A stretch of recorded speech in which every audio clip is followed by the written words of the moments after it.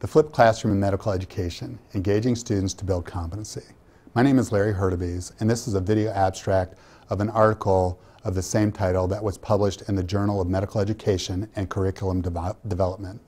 My co-authors were Alyssa Hall from the Mayo Clinic, Leah Sheridan, who works with me at the Ohio University Heritage College of Osteopathic Medicine, and Hyung Han, who works at the Southern Illinois University College of Medicine. The Flipped Classroom is the idea of assigning didactic materials to learners before class time while using face-to-face time for more active learning strategies. The Flipped Classroom is a great activity for anyone interested in curriculum. Because you have to understand the backward design process, educational technology, as well as change management in order to do the Flipped Classroom effectively. Backward instructional design is called that because the first thing you focus on is your learning goals, what you want students to be able to do. Then you worry about assessment methods. How will you know whether or not the students can achieve those learning goals? Then your teaching methods, which should align with your learning goals and your assessment methods. And then finally, you try to leverage technology to meet the teaching methods. In today's competency-based models, learning goals are described as entrustable professional activities, or EPAs.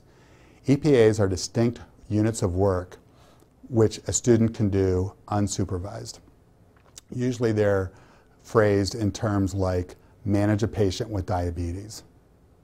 When you think about what it would take to manage a patient with diabetes, a student would be able to have a conversation with the patient in order to diagnose them accurately, engage in an interprofessional team dialogue to develop a treatment plan, communicate that treatment plan to the patient in a way that encourages adherence, and follow up with the patient.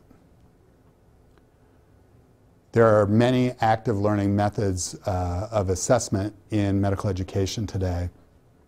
It's important to think about formative assessment in the flipped classroom so that students are assessed and get feedback on where they are and where they need to progress to.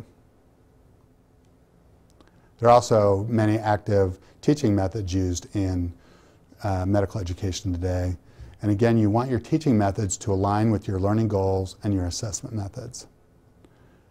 Finally, when you're thinking about technology in the flipped classroom, you can really think about this whole instructional design process as applying to the pre-learning as well as the face-to-face learning. There's technologies that are leveraged to lecture or develop an e-learning module, as well as technologies that encourage communication, sharing, and collaboration, and assessment methods that encourage ongoing assessment and metacognition.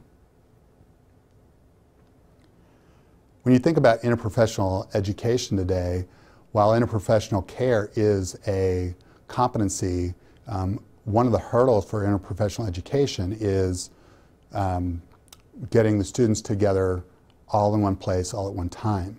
The flipped classroom can be an option to overcome this hurdle because some of the class time or the instructional time can be done asynchronously. In the left-hand column of this table is a traditional TBL, or team-based learning. TBL is an instructional method that's been used in medical education since the mid-90s. On the right-hand column is an example of what might be done if we add interprofessional teams. So instead of the teams just being made up of first-year medical students, they could be interprofessional teams. Technology could be leveraged to gain students' interests in order to help make those teams. Instead of using didactic materials or texts that are just for medical students, pre-recorded materials could be made that are.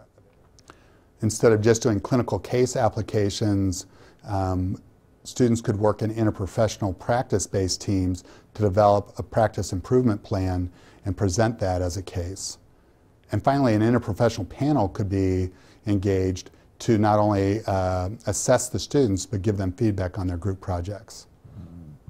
When you think about the change management involved with the flipped classroom model, you can think about it in terms of lectures, courses, and curriculum. Each one of those has change management implications, but they get more complex as you move up the chain. If you're thinking about just flipping one lecture, you might want to engage support teams like your technology team or your faculty development team to do a more effective job. You're going to want to communicate with your student. You're going to want to choose a lecture that's appropriate for flipping, and you're going to want to use this as an opportunity to gain experience and gather feedback from students to help you improve. You're going to want to share that feedback with others who are interested in flipping their classrooms. If you're going to flip your course, you're going to want a more comprehensive orientation where you explain to students the new model and their role and what they're going to do. Again, you're going to choose appropriate people to flip their lectures and that are more appropriate for flipping. You may have to modify your evaluations and assessment because you're using a new model to teach, but you're going to want to keep track of this and publish your outcomes. If you're flipping your curriculum, you're going to want to engage people across the continuum of medical education as well as interprofessional educators. You're going to want to include groups of faculty in making choices about which technologies to use, developing your learning goals, your teaching methods, and your assessment methods. And you're going to need to recruit, develop, and retain skills in order to support your curriculum. Finally, you're going to want to capture longitudinal data about your curriculum and publish that in international journals. Thank you.